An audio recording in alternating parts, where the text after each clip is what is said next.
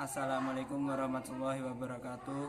Perkenalkan, nama saya Muhammad Aris Fajar Ehwandi dari Fakultas Dakwah Prodi Manajemen Dakwah UIN Salatiga.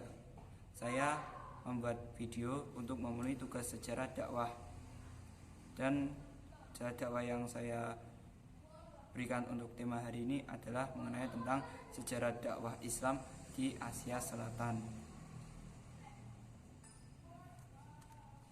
Untuk pembahasannya, awal Islam di Asia Selatan, pusat penyebaran Islam dan tokoh pelopor Islam di Asia Selatan, dan hambatan dalam penyebaran Islam di Asia Selatan. Awal Islam di Asia Selatan pada zaman Rasulullah, India beberapa pelabuhan besar sehingga terjadi interaksi antara India dan Muslim di Arab.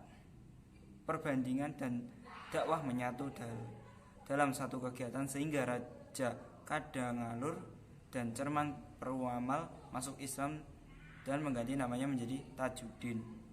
Pada zaman Khalifah Umar bin Khattab, Panglima Mughirah berusaha untuk penaklukan India, tetapi usahanya gagal pada tahun 643 sampai 644. Pada zaman Khalifah Utsman bin Affan dan Ali bin Abi Thalib dikirimkan utusan untuk mempelajari adat istiadat dan jalan menuju Asia Selatan atau yang bisa disebut India. Masa setelah Khulafaur Rasyidin, zaman Muawiyah I atau disebut dengan nama Muhammad ibnu Qasim menjadi pemimpin di Sind dan Punjab. Pada masa pemerintahan Al-Ma'mun, dinasti Abbas diangkat amir di Taksinya yang bernama Al-As'ad ibnu Saman pada tahun 874 sampai 1526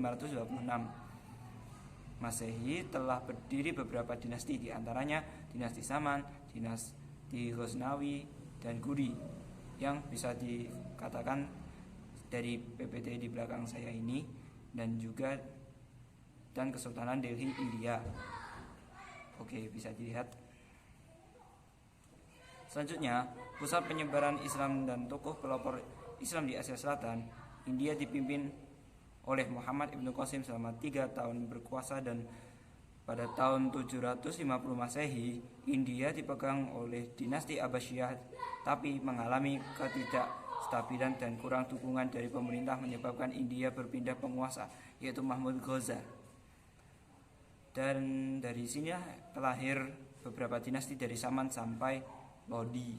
Tokoh pelopor yang cukup terkenal menonjol adalah Maulana Muhammad Ilyas, seorang ulama India yang dikenal sebagai pelopor jamaah tabligh, yaitu pergerakan untuk pemurnian Islam di India agar tidak tercampur dengan Hindu dengan cara mendirikan madrasah.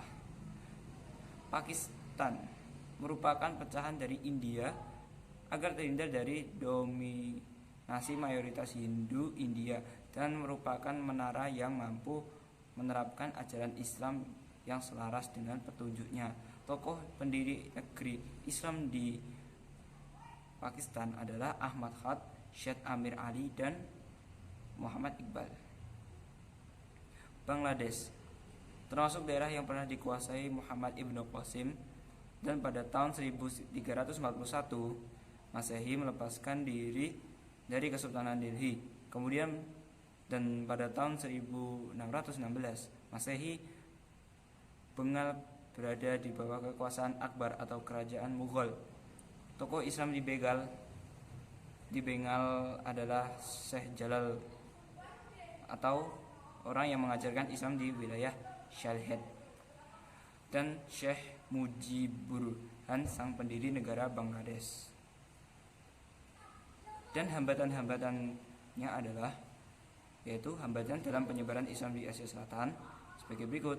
Sebagian penguasa di Asia Selatan menolak ajaran baru atau Islam yang dikembangkan oleh guru sufi, disebabkan oleh perbedaan keyakinan lama dengan keyakinan baru yang selalu menyebabkan gesekan yang memicu akan adanya pertentangan dengan suatu negara.